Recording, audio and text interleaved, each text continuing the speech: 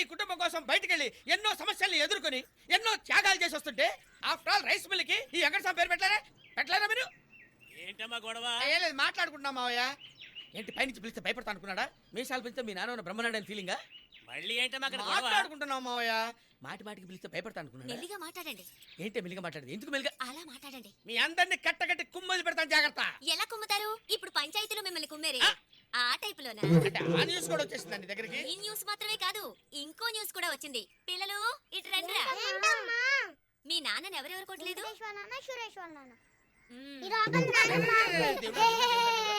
వీళ్ళు పిల్లలు కాదు, పిశాచాలు. మీ పిల్లలు మీలాగే ఉంటారు. నోర్మై, రైస్ మిల్కి నా పేరు పెడతారా లేదా? సమాధానం చెప్పు.